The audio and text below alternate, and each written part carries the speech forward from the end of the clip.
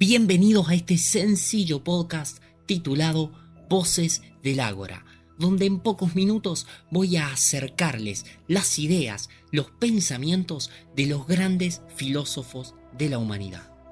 Que me escuches a mí es algo que agradezco enormemente, pero es la mitad de mi objetivo.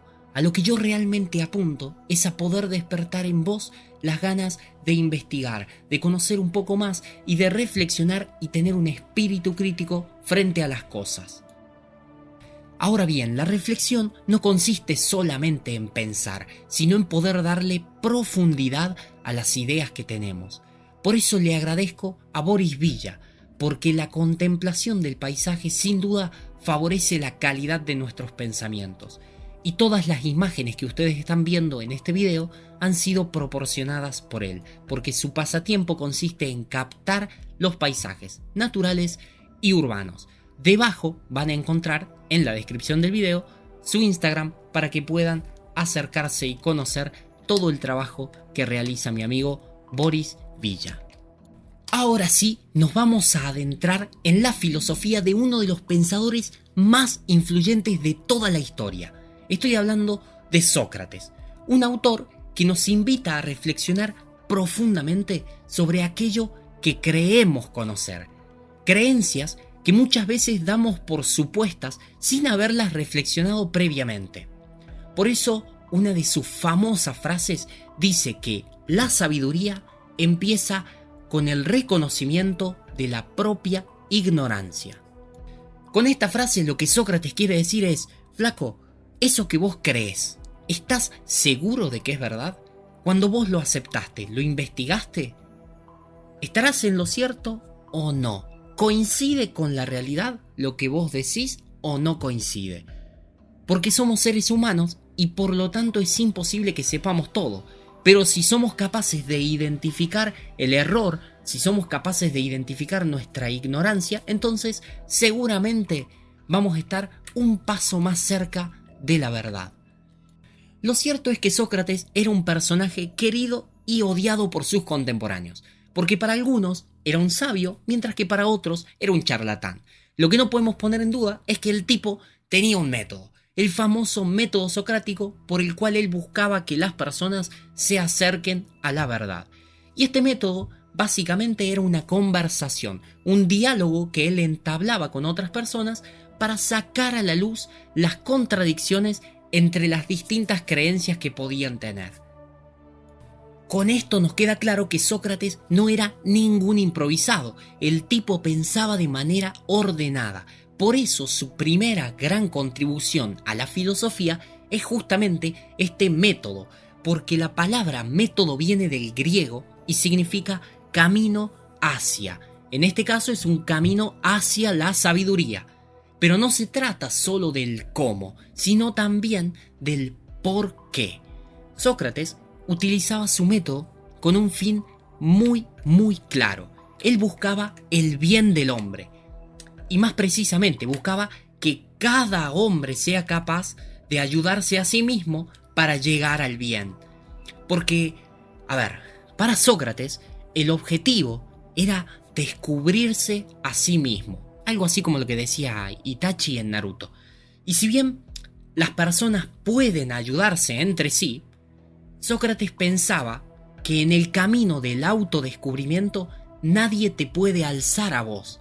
Es un camino que requiere de tu propia voluntad para caminar. Los demás no deben pensar por vos. Vos debes ser capaz de pensar por vos mismo. Ahora te pido que imagines por un momento la vida en la Grecia antigua, un lugar donde se inventó, entre muchas otras cosas, muchísimas otras cosas, el alfabeto. Un sistema de escritura que te permite expresar cualquier idea que vos tengas, pero utilizando un número reducido de caracteres. Quizá para nosotros este sistema es lo habitual y no resulta tan magnífico, pero para ese momento sí lo era.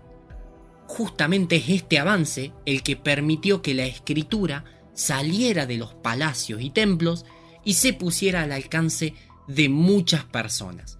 En pocas palabras, lo que antes era un privilegio de algunos, ahora estaba al alcance de todos, y particularmente la ciudad-estado de Atenas era un lugar propicio para el nacimiento de la filosofía.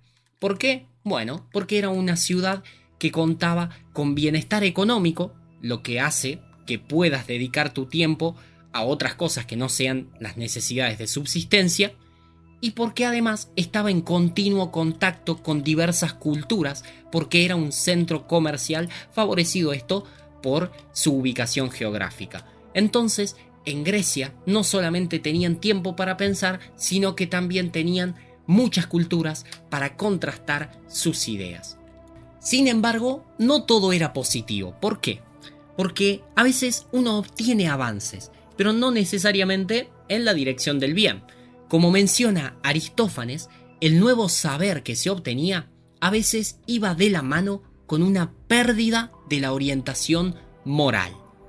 En la Grecia de Sócrates, por ejemplo, existía un grupo llamado los sofistas, que eran básicamente maestros que enseñaban a cambio de dinero, y créanme, eran muy prestigiosos. Su principal enseñanza era la retórica, es decir, el arte de hablar con elocuencia. Y hasta acá, todo bien. Yo quiero aprender, vos querés enseñar, te pago y listo, nice. Pero el problema es que la enseñanza no se hacía por o para el bien de la comunidad, sino que estaba al servicio de los intereses particulares de los clientes que podían pagar este tipo de formación, es decir, los sectores pudientes. Entonces acá surge la primera gran polémica, porque para establecer las leyes, las costumbres y las normas en la ciudad había dos grandes posturas: aquellos que creían que debían fundamentarse en la naturaleza de las cosas, es decir, que tenían que buscarse una verdad objetiva, anclar todos los razonamientos en la realidad, y aquellos que decían no, simplemente tenemos que llegar a una convención, es decir, tenemos que acordar entre las personas y decidimos lo que está permitido y lo que no, lo que está bien y lo que está mal, según lo que convenga.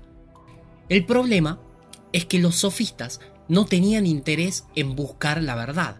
Ellos no querían encontrar un fundamento natural para sus creencias. Por el contrario, creían que todo era relativo. Obviamente ahí vamos a tener un conflicto, porque para los sofistas no existía una reflexión previa para fundamentar una creencia y decir, está bien, creo en esto por tal cosa. No. Ellos partían directamente de una creencia que ya la asumían como verdadera y en lugar de cuestionarla, la defendían aunque estuviesen equivocados. Por esa razón se les dice sofismas a las argumentaciones que parecen verdaderas pero son falsas. Sin embargo, quédense tranquilos porque no todos los sofistas eran iguales.